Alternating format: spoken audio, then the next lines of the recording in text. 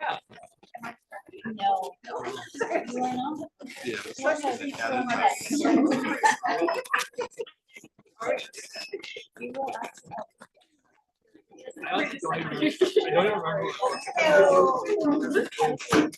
Oh my gosh.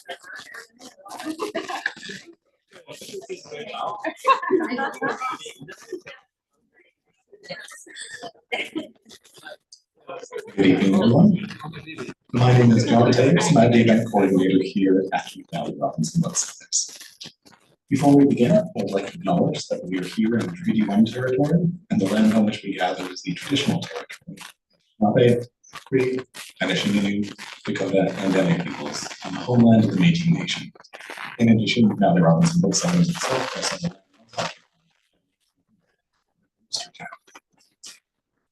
are thrilled to be partnering with our friends at HighWater Press and Prairie Comics Festival to celebrate the launch of 6 graphic novels. This is another one of those when we were approached by HighWater with launching 14 participants.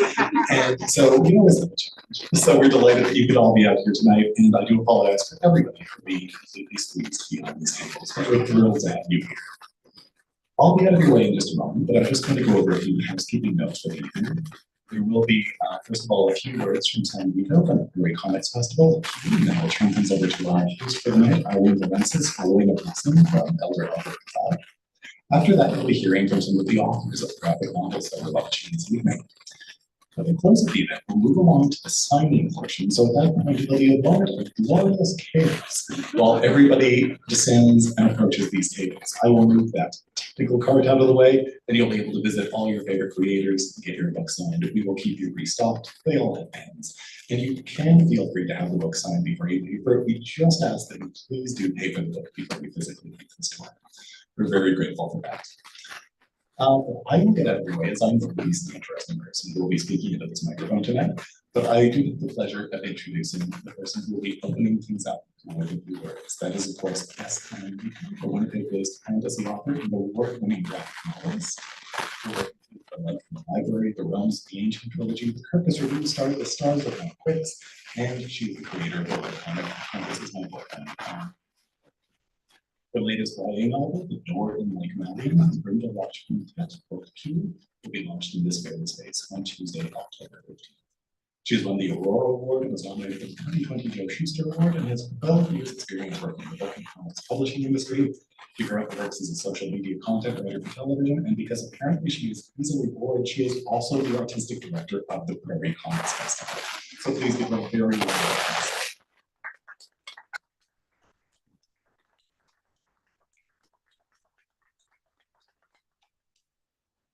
John, this has to go down because you're so tall.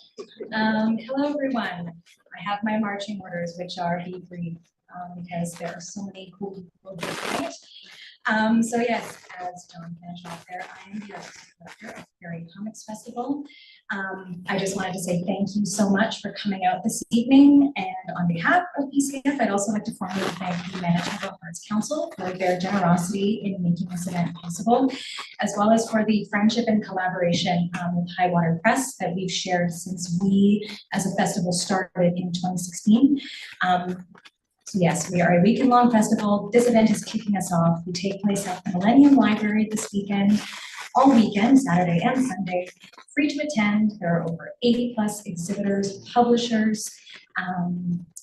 Tomorrow there's going to be 2 tracks of panel programming, and actually, in fact, a lot of the folks here will be speaking on those panels in the Carol Shields Auditorium on the 2nd floor. On the subject of bringing comics into the classroom. And for those of you who aren't really aware of what Prairie Comics Festival is or how it's different from Comic-Con, which also takes place at the end of October, we celebrate and champion indie creators who, like all of the folks at these tables, they draw, they write, they create their own sequential art in words and pictures. And we try to support them not only with our weekend festival, but throughout the year as well by offering, for the most part, free to attend or low cost entry workshops, panels all year round, connecting our very flourishing, very big comics community in Winnipeg to the folks who need to find that programming, arts education. did I get it all just without even looking down? Yes, so basically I just like to close in saying we're so excited about our festival, but we're also so honored to be a part of this community and to be able to, like I said, continue to connect communities and artists, and hope to see you there, free to attend. And it's going to be probably the biggest event yet. And a lot of these folks here will actually have tables or will be, their work will be available at the HighWater Press table. So that's it for me. I would like to introduce Albert McLeod, who's going to be doing our blessing.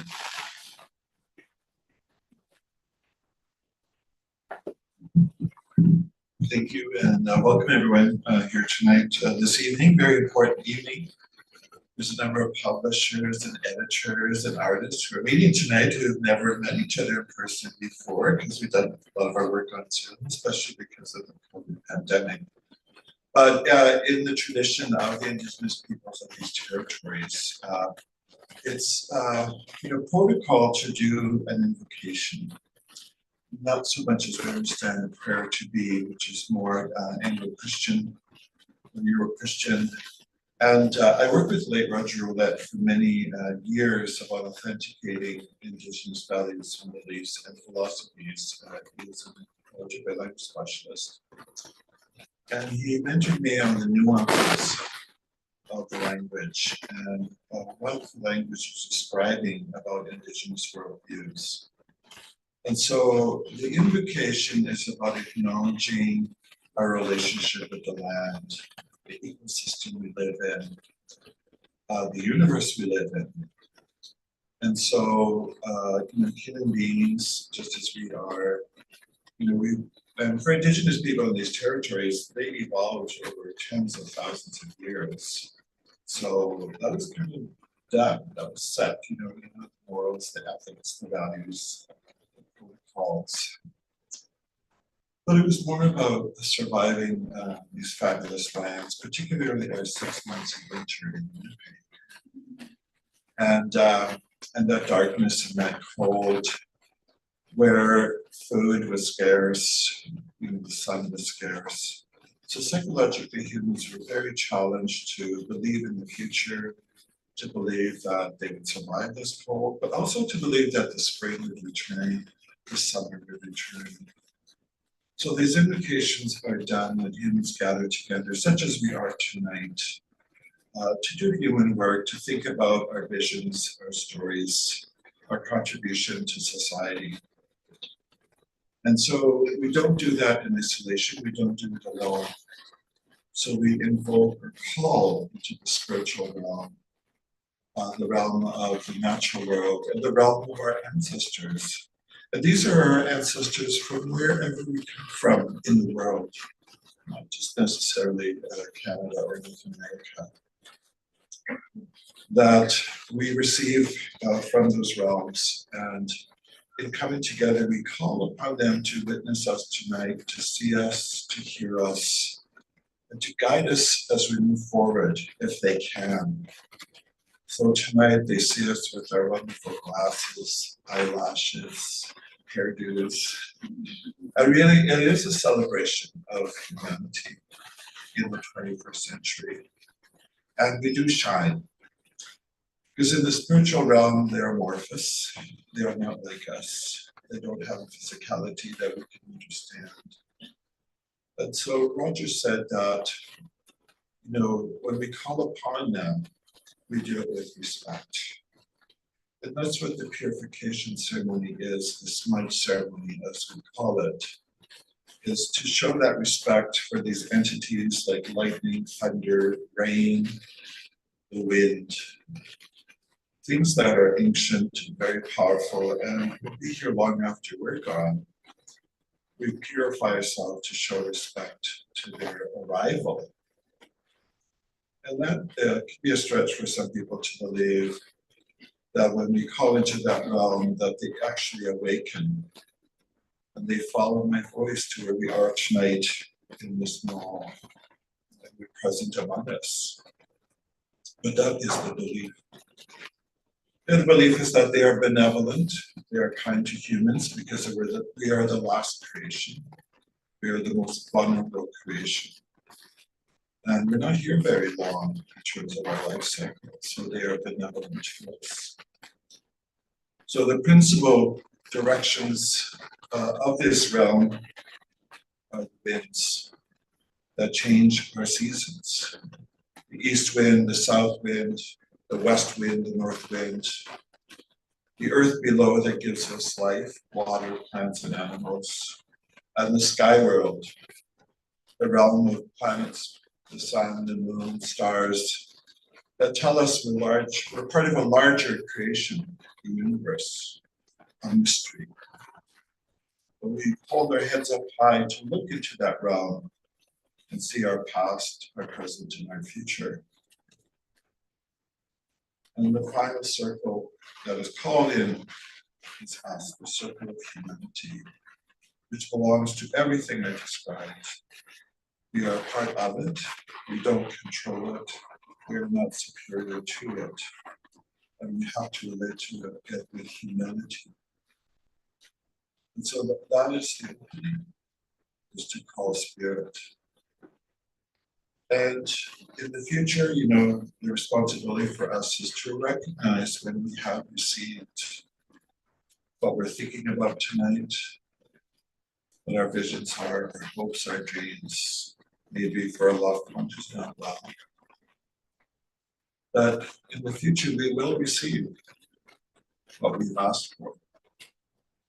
It may not come in a week, a month, or a year, but it's up to us to recognize this night, this day, this evening. In the future, we will know we have been seen, we have been heard, and those spirits are benevolent. So thank you, that's the opening.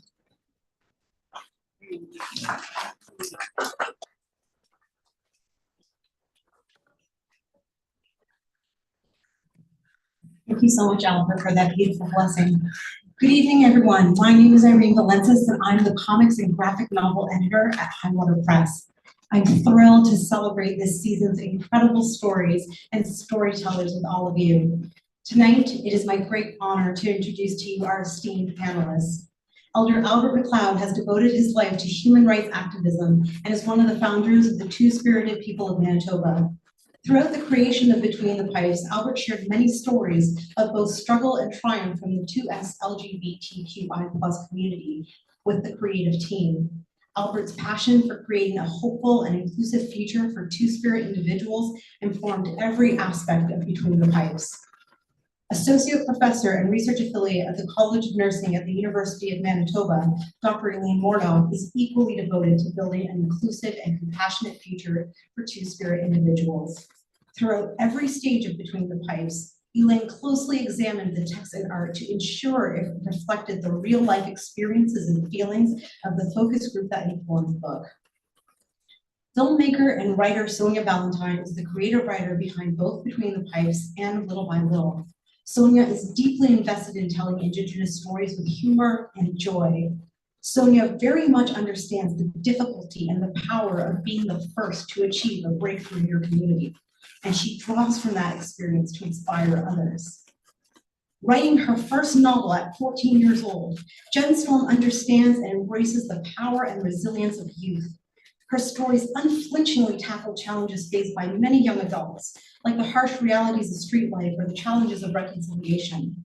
In Little Moons, Jen examines the grief families endure when a loved one goes missing and how they go forward. Across his prolific career, David Robertson has explored the interconnection of past and present Indigenous experiences.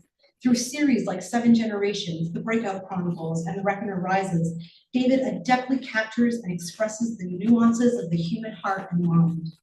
David's keen insights into the human condition have earned him not 1, but 2 Governor General's literary awards. David's social advocacy and creative work enriches representations of Indigenous peoples in literature. Gitz Crazyboy's commitment to uplifting younger generations is evident both in his educational work and in the Rez Doctor. As a role model himself, Gitz understands the power role models we have on the communities. He also understands the power stories have to inspire us. Gitz harnesses this power to tell a story based on Blackfoot Dr. Will Fox's journey of perseverance, a journey that itself was inspired by Dr. Esther Dwellers. Dr. Tasha Spillett is devoted to community-led work that reflects Indigenous women of color, and children's well-being. This commitment frames Surviving the City, which highlights the diverse experiences of Indigenous youth. The series explores the social impacts of missing and murdered Indigenous women and girls and the residential school legacy, while also sharing the joys and challenges faced by 2S LGBTQI and Afro-Indigenous individuals. Just from the side table of tonight's celebration, we also have the many frequent collaborators with their incredible artistic talents and passions in Canadian youth books. Scott B. Henderson, artist for God Clare and letterer for We Are the Medicine. Ryan Howe, wine artist for Little Moons. Rhael McGregor, artist for Little by Little. Toben Racicot, letterer of Little by Little and the Rez Doctor. And Alice Rhael, artist for Between the Pipes and colorist for Little Moons. And now, please join me in welcoming our celebrated storytellers through a warm round of applause.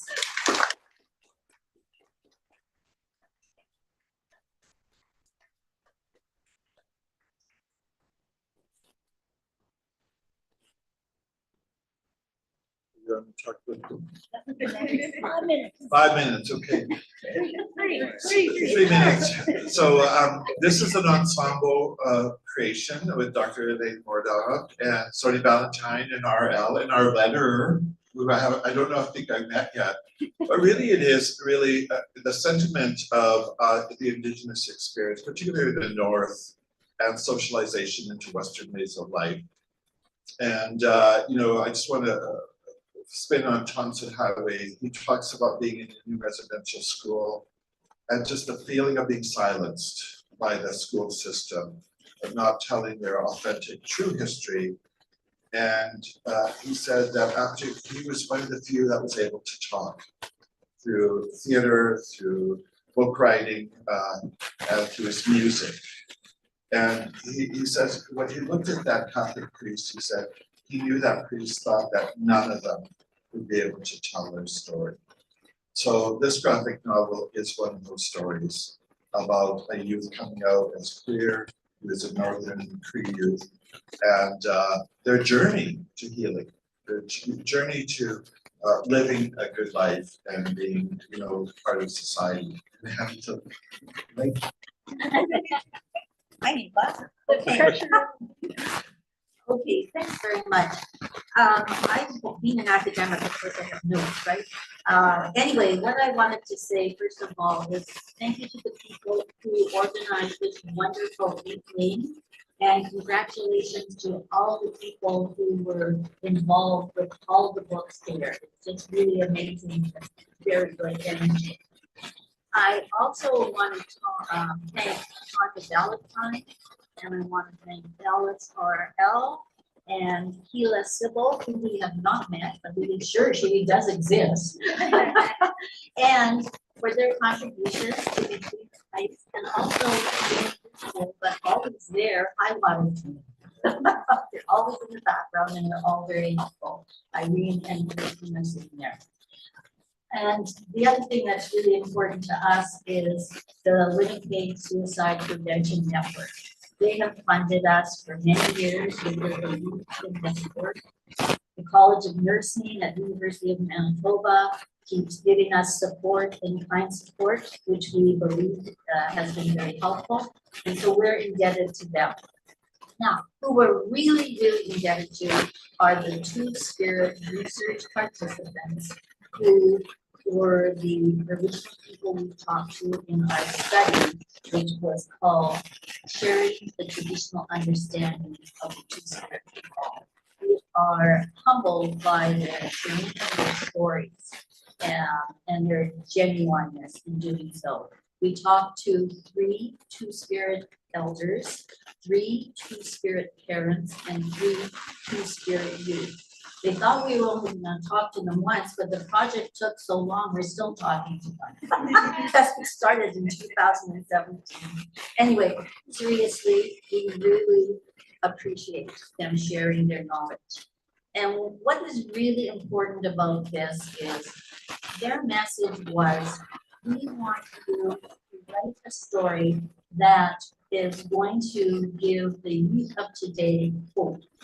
We want them to know that besides the struggles and the hardships that they will have, there are people out there who will help you.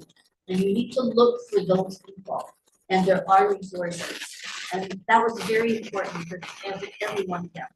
Now, I'm saying a sign about the women, so I'm conscious of that. I want to say something about the late elder Thelma Orvis. She helped us with the emotional work of sharing the story. And what has happened since her passing is there is a house called Thelma's House, which is a safe house 24/7 for women and gender diverse people. A portion of the sales, the royalties from our book go to that house. And that's our way of saying thanks to her. And that's all I can say right now because it's on zero.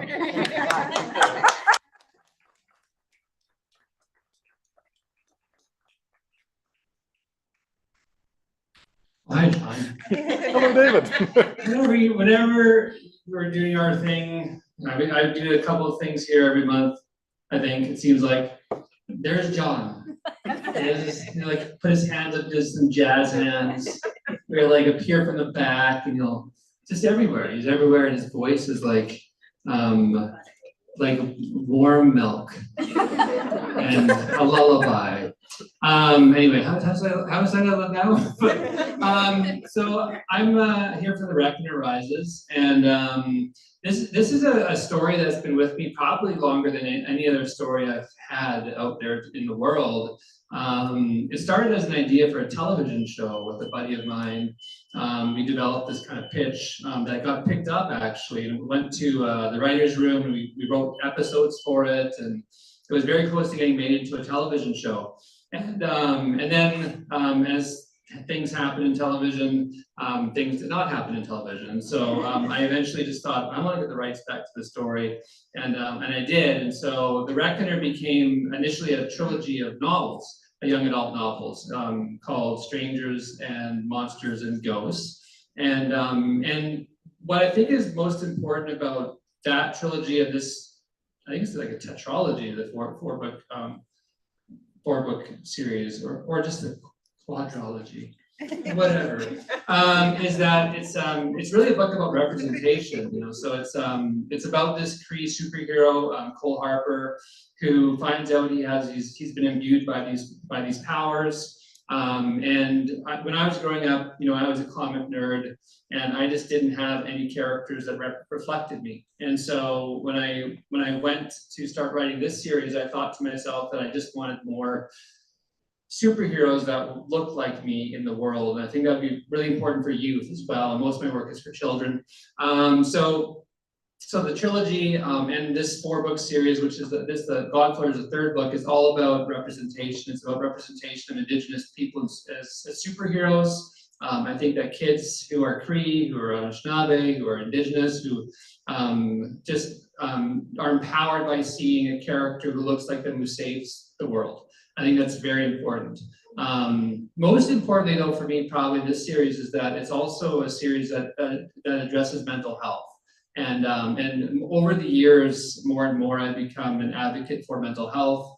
I write about it in almost every book that I write now. I incorporate strategies into the books that I write for people to live more, to live better with mental health illnesses. And I'm someone who has my own mental health illnesses as well.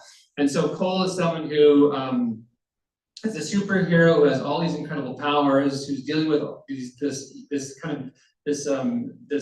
laboratory that is doing these terrible things to his community. And he has to save his community, figure out how to save his friends. At the same time, he has to deal with his own anxiety and his own panic disorder. And I just thought it was really interesting to have a character who has this trope of, you know, the superhero weakness, like Superman has kryptonite, and Cole has anxiety. And for him to realize that the anxiety that he lives with is not actually a weakness. I think that's his growth as a hero is, and I think it's a growth for everybody who's living with mental health struggles, is that our mental health struggles are not a weakness. They're an illness, and in accepting them in our lives and living better with them, they help us to become more powerful in ourselves and stronger in our identities. And if anything, if The Reckoner Rises is about anything, I think that is the best message that this series has for people and for youth. And one of the things that I love more than anything about this series is that I probably visit about 250 schools a year, and every time I talk about this book in a classroom or an assembly, I always have at least one kid come up to me after and tell me that they're going through what Cole's going through, or because I talk more about my own struggles, that they're going through what I'm going through. And that is healing for everybody. It's healing for me, and it's healing for the kids that have stories like this to read. So I'm grateful for that in this series. And so that's what this series is really about. Of course, it's got some really cool stuff in it too, but that's what is meaningful for me. So thank you. I didn't get to 0. Can you just put the 0 just so there you go.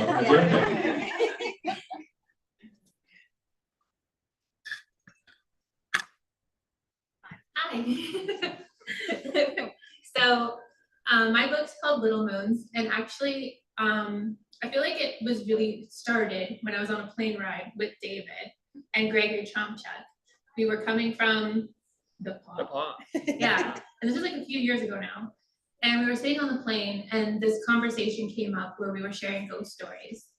And we got really invested in it. And basically, like every time the conversation comes up about paranormal activity or people's experiences, everyone always kind of has one, except for David, I think. I didn't have one. Yeah, you're the only person I've ever met that's like, no. But he was like really into listening to them. Yeah. But I remember I was telling him a story actually about my son's experience when I was going through something with somebody very close with me who went missing and was found later deceased.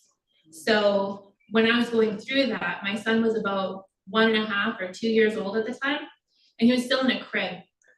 And I remember I went in his room, and he was telling me like, Auntie came here, and I'm an only child, so there's no aunties.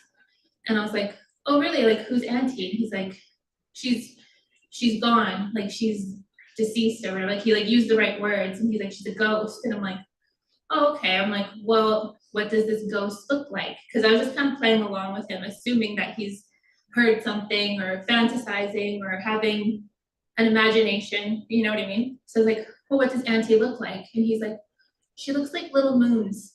And we're being like, oh, because I was like seeing orbs. And I was like, oh my gosh. And I'm like, okay, I'm gonna smudge your room. So I went and I got the smudge, and he's like, don't forget to do the window, because that's where they come in. And I was like, and I was telling him about these experiences. And then David was like, you have to write a book called Little Moons. Like, you have to. And if you don't do it, I'm going to do it. And I was like, oh my God. Like, I'm excited to have a week to do it. Otherwise, David's going to do it. And then a year later. Probably longer than that. Yeah. And then so I started talking about it with HighWater. And David was there texting, reminding me, saying, did you write that book yet? Did you write? Because I'm going to write it. Because I need to use that title. So it was born from a paranormal experience, and that's the kind of story I wanted to write, because I really love stories that are a little paranormal, a little on the creepier kind of edge of things, which is why I really love the color story of this novel. But beyond that, it's also a story about community coming together. It's about grief in the end. And it was kind of my way of exploring grief that I was going through, grief that I saw other family members going through, friends, people in the community. We all have different ways of coping with grief. And I think it was kind of my way of exploring that, and also giving space for other people's stories, because I don't think grief is something that's ever really pretty. It's never really neat. It's never ideal. And as somebody who is now older, I'm a mother, I try to be as ideal for my kids as possible, but obviously we all can't be perfect all the time. So I was kind of trying to give stories to mothers' experiences, fathers' experiences, children, sisters, community members, best friends. And that was kind of ended up being the story with a lot of that paranormal element to it as well.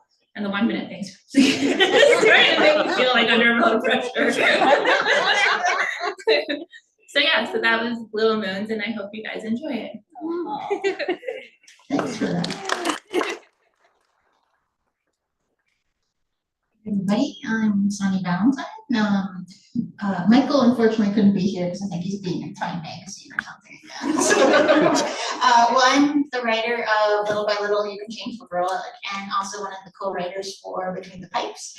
And I wrote Little by Little partly as a pitch document for, I had been asked to submit a list of notable niche people that I would want to write about. And each time, every single list included Michael. And so we finally approached him, and I had no idea what we were going to write. I was just like, I just want to write a story about you because you seem interesting. I was like, okay. So we talked for about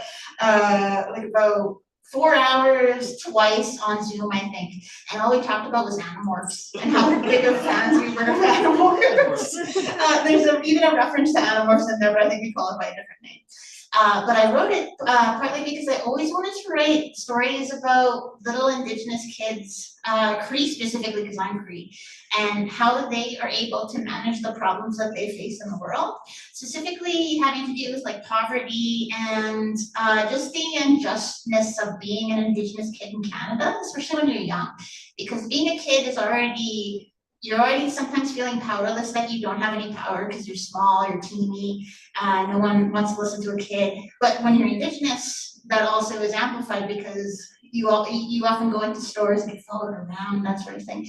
And so I knew Michael and me had very similar backgrounds. I wasn't in foster care, but he had a lot of similar experiences to me in terms of like, why doesn't anybody do something about this? And like looking constantly for other people to help solve problems that we saw as easy to solve, because he never believed in that. But one of my favorite things about Michael is that he doesn't believe in the idea, well, because it's never been done, so like we can't do it. He's like, well, let's do it anyway. Like, let's solve the problem of poverty or homelessness or like racism. And I just love how easy it seems. Well, it's one of my favorite things about him, just because it's like it's so easy for him to be in his head to solve problems. And I'm like, yeah, we should be able to do that. Let's go do it now. And so it was something I really loved writing, and I loved how Rhael really incorporated the art, because I knew I wanted it to be a little bit more soft and like anime-ish, because I love Studio Ghibli and such. And so I wanted it to be a Studio Ghibli Indigenous story. And so like soft, warm, despite the content sometimes like just being a more positive world, even if there is some unpositive things in it. Well, I guess unpositive is also negative, but I'm a writer as well, so. But with Between the Pipes, that was also something I was really interested in, because when I got approached to write it, it was just at the start of me realizing I was two-spirited. And also I wanted to be a goaltender when I was a child. I wanted to be a goalie, but goalie equipment is way too expensive.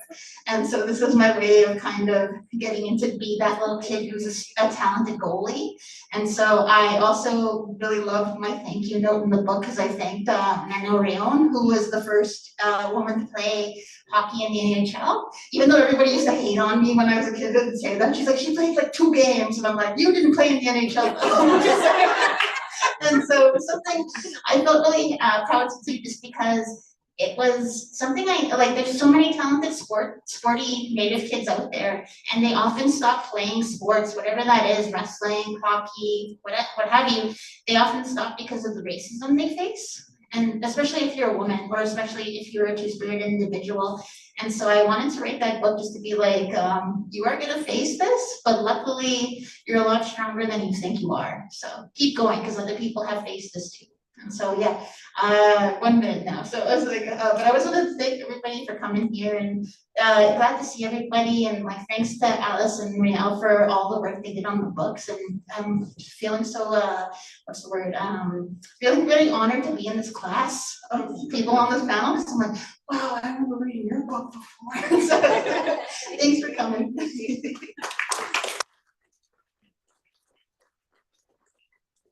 meeting starting now? Okay. Yeah, the Rez Doctor was an interesting thing to write. I grew up, I turned 40 this year, so I grew up always wanting to read, 40, I grew up always wanting to read stories about myself or see myself in stories, and I never could find those books when I was a kid. Could never find anything for an Indigenous person growing up or a Black person growing up, something that was kind of universal.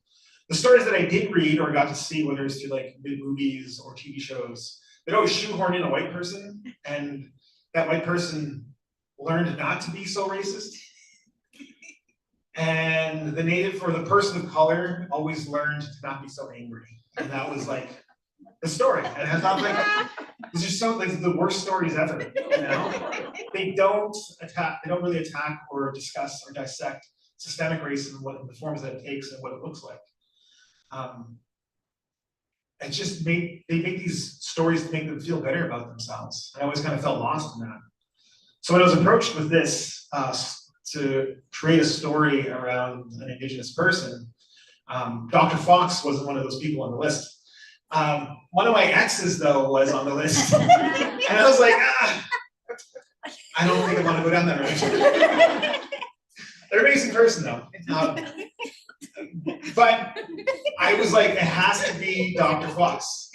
The guy he's real. His name's Neil Fox. He's like, I'm 6'4", so I'm a big dude, but he's like 6'6". One of the most handsome men you'll ever see. Like literally, he looks like he walked off Dr. Grey's Anatomy. Has a beautiful wife, beautiful kids. He lives those Blackfoot teachings like so well. He's so humble. He just wants to provide for his family and help his community. And it's amazing to see that. And he wanted none of this stuff. It's awkward for him to even talk about. He just literally wants to go to work, help our people, go home, take care of his family. And that's it. And it was amazing to see that. Very humble. And if you talk about any of his things, he doesn't like to embellish anything that he has. So it's so hard to like twist his arm to even get this story out. You have to make modifications and changes to it. But I was really trying to catch the essence of certain things that happened in his life. But also like not shying away from the darker aspects of where we come from as Indigenous peoples. I have a really rough family. Like I have people who are in jails, in and out of jails, dealers, killers, to people who are entrepreneurs. And I've never, like that's my family. They're all my family, you know? I wish that some would make better choices in their lives and some of their choices cut their life short. But we still have that kind of love that you want them to turn around, you know? You want them to be like, oh, come on, this is that moment now. He, she, they said they're gonna start sobering up. But also being an influence, and sometimes a positive and sometimes a negative influence on our lives. There's a certain character in here, the uncle, and we all have that uncle as Indigenous people, so he's rough, but they still make time for you, you know? I have uncles around the streets. As I was growing up, they would always stop me, and they would give me like what little money they had to go get like pop, chips, or ice cream or whatever. And that was that love, no matter where they were at. And I wanted to capture that. There was so many of our stories I didn't see. And some of our stories that I wanted to read and see myself reflected in. And that's what came with Rez Doctor. You know, there's a duality of the people that we're with, the places that they could take us. Some of our friends, you don't learn this until you get a little bit older, but the immature friends you have that hold you back, to the mature friends that you have elevate you. And I wanted to have that in the story. And no matter where you're in your life, you know, whether you're at the highest of highs or lowest of lows, whether you have your direction and it's so clear you're completely lost, our ancestors are always there. We'll make that moment to go step back towards them and they welcome us back in. And I want to have all of that. It's like this little book, The Rez Doctor, that anyone can kind of pick up and it's a quick read because they know that our young ones have a really small attention span. So I was trying to evoke all that stuff in here. And yeah, it was a pleasure to write. It was difficult. My younger brother passed away and kind of put it on hold for a little bit. But then that thing came back where it's like, you have to finish the story. You have to tell the story. And yeah, with that, I just want to say like, thank you to Veronica, Asby, Toben, my wonderful editors right there. She was great, pulling me back because I'm never afraid to get dark. And sometimes like, this might be a little too dark. So, you know what? You're probably right on that. And also my mom who read me stories as a kid. My daughter, Ode, my daughter Samaya, and my son Keelan. I want to mention them because they're such of the most prolific, amazing people in my life. And that's it. That's my. Is that? Am I at 0? 0. Okay. Woo. Yeah. Thanks.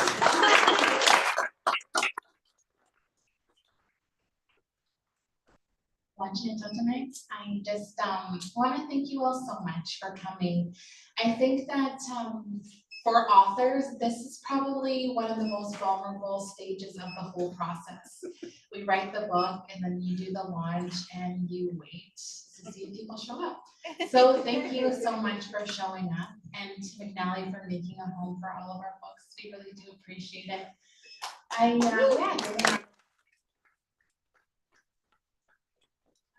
was just thinking about when I was driving here with my mom and my dear friend. I was thinking that We Are the Medicine is the final volume of the Surviving the City series. So this is my last launch with these characters, and it feels, maybe Dave might be what I'm looking, because he's written so much. It feels a little bit like, you know, this is like a farewell to the characters. So I thank you to the readers of this series who have just done such a beautiful job at carrying the characters through so many different years. And you know, Jen was talking about the paranormal, and that made me think, when I started writing the first volume of Surviving the City, before I even knew that it was going to be a series,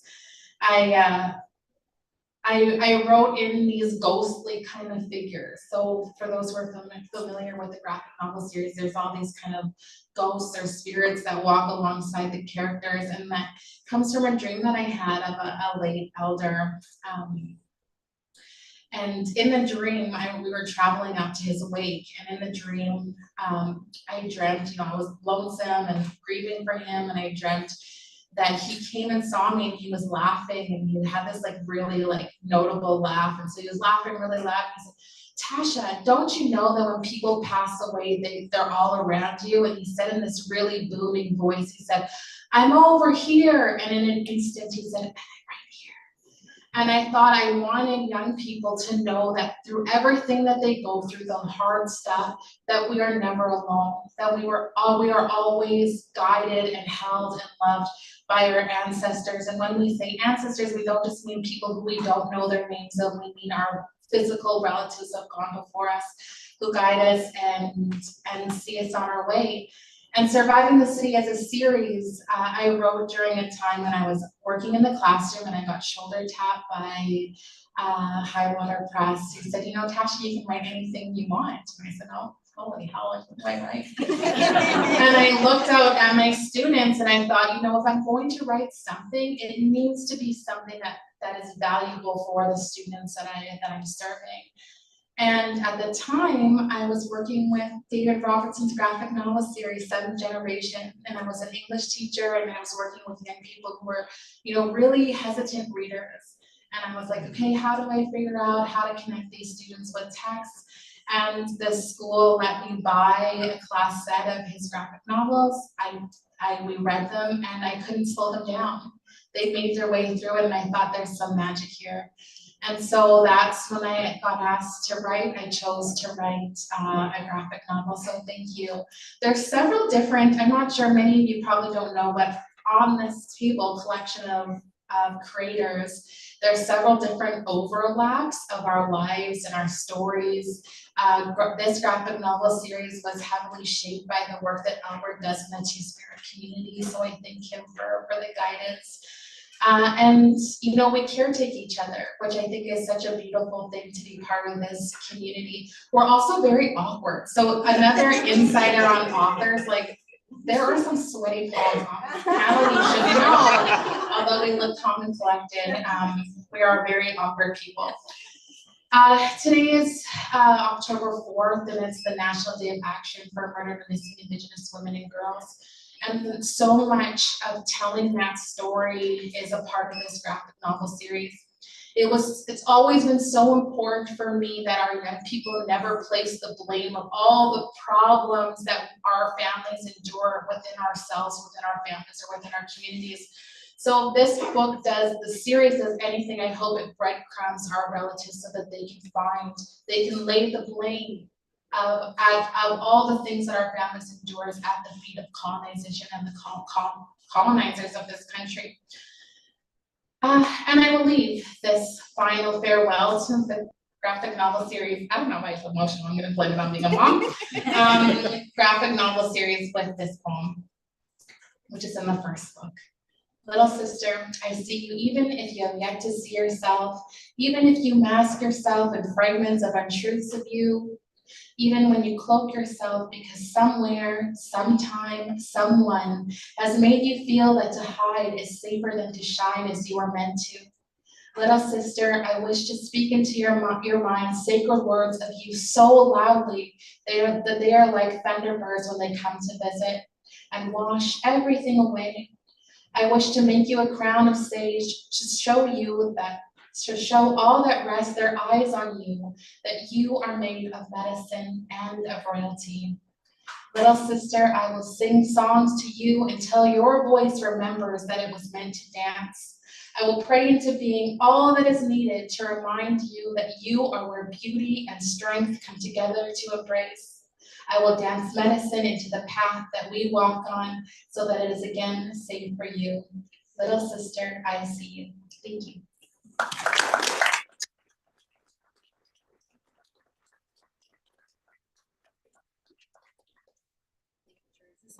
Oh, wonderful, thank you. Thank you so much to our panelists for joining us today and for sharing your profound stories with us.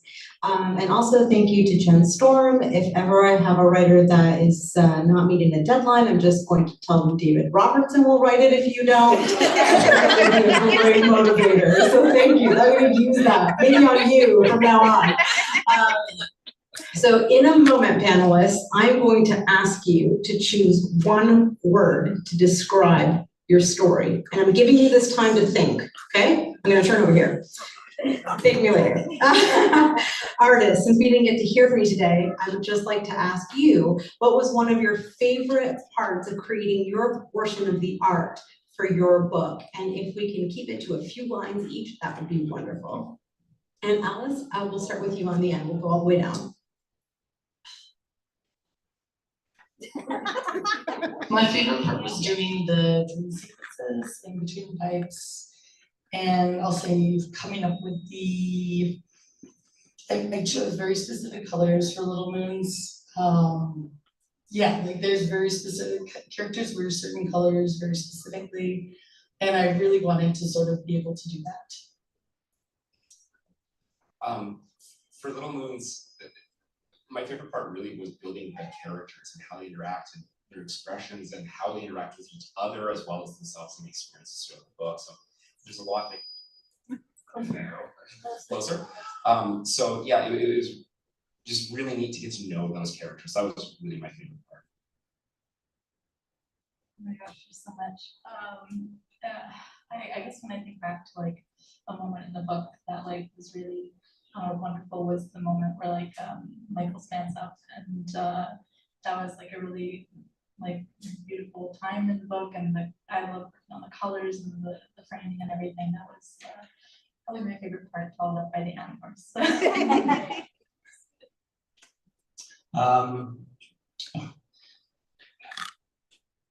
With Reckoner, I love everything about it really. It was just like I love all the stuff that I've worked on, from the Tony Prince story, World War II era stuff, Second Generation stuff, and those eras I always find something of value from it. But Reckoner's fun.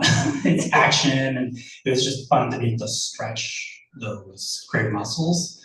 I also I loved the novel series, and I also, one of the things I really liked about it was how David wrote about some of the LGBTQ characters in there, such as Brady. So I got to draw Brady. I made him a little bearish because that's my thing, and that sort of thing. But probably for the Reckoner right now, I think one of the best things was this 2-page spread where there's like this, Eva's showing off her powers against Brady, actually. Hopefully no spoilers, hopefully you're all caught up. And this was originally just like 1 page. I'm like going, you know what, no, this has to be 2 pages to make it to have the impact. Sort of thing. So Side note, I'm gonna talk about that spread exactly tomorrow in my lecture. So come to PCF and you're gonna learn all about that spread. Toben? Do I get to talk about both? You can talk about both. Okay, so there's a scene in Rez Doctor where the character gets a bunch of letters and they're all passed to him. So there's a bunch of bills. And so I had to make lettering that said, you know, do or all that stuff for a bunch of them. And then a few pages later, they're all finally paid. It's kind of like the transition to hope and success. So it was fun to go back to that and to show that this character is progressing. There's this development there.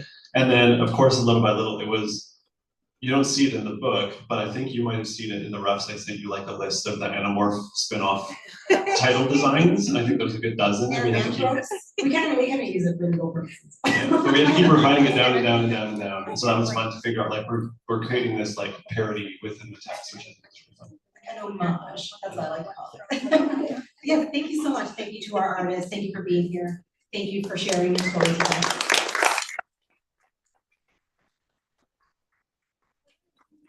This time we're gonna go in reverse order and we'll end with Albert. So we're gonna start with Tasha on the end.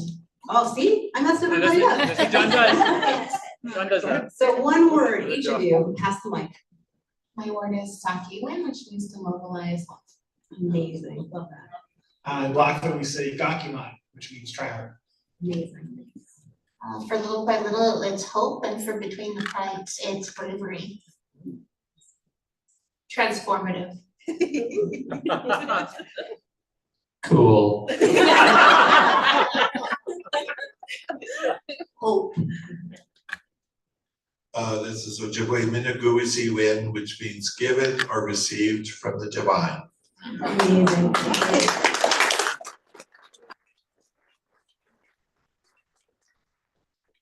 We have a few more minutes before the signing, and I'd like to open it to the audience to ask one or two questions. If you have a burning question for our panelists, our artists, or our writers, please feel free to raise your hand. And we have a mic we can bring there. I can run it back and forth. Okay. Thanks, John. Good John, good old Johnny. Don't make me keep asking questions. Yeah. Don't be shy. Oh, yeah, I see. Oh, thought that was a hand. Oh, yes, there's one. Thank you. Thank you so much. Saving me up here. Yeah, thanks everybody for coming. It's amazing seeing what you've done. I have a question for somebody who worked with you know, Indigenous creators with settler creators.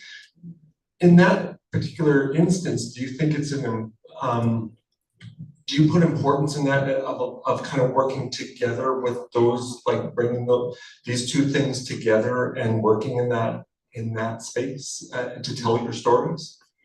Does anybody feel they would like to answer that question? God, this John's just faster than you. Good job, John. Scott and I have been working together for like 14 years, and what I've always, you know, really, what has impressed me about Scott, beyond just his talent, because he's an incredibly talented artist, is his willingness to learn, you know, and that was one of the things that I think has led us to develop a really strong friendship and creative relationship. I don't know how many graphic novels we've done together, but you know, Scott has been not only willing to do the work, but he's learned as he's gone along. And I would like to think that, not because of me, but you know, now, today, as opposed to 14 years ago, he's so much more knowledgeable about Indigenous cultures, you know, ways of living, traditions, and that willingness and passion for learning, I think, has made us a really good team together, and it's built a lot of trust in our relationship. You know, I used to write scripts that were very, I mean, Scott was very anal about how I want everything to look.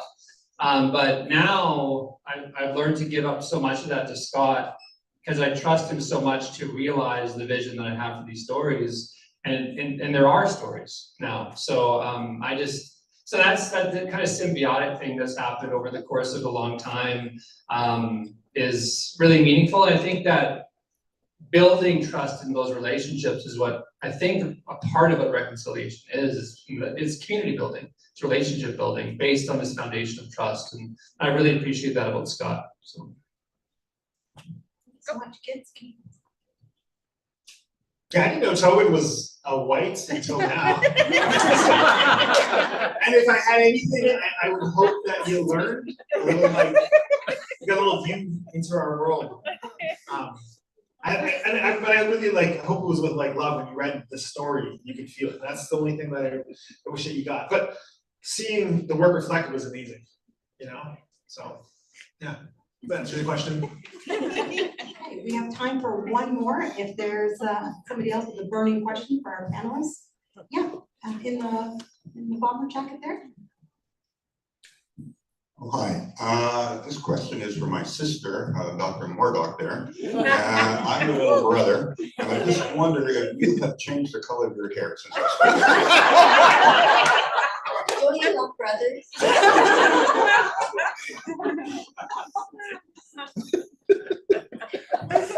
No comment. Next time there's a book launch, we go rainbow. Okay. John, would you like to explain the procedure for how people are going to get their books tonight? Oh, certainly. So you may recall that I rambled about this a little bit at the outset of the event, but in just a moment, I will remove all the various cords that are here in front of the table so you can actually access the creators. And then please feel free to circulate up here, get copies of any books you might like signed, and then just visit the cash desk afterward, if you would be so kind. Otherwise, Irene, would you like to coax a round of applause out of everyone? Yes, everybody, please.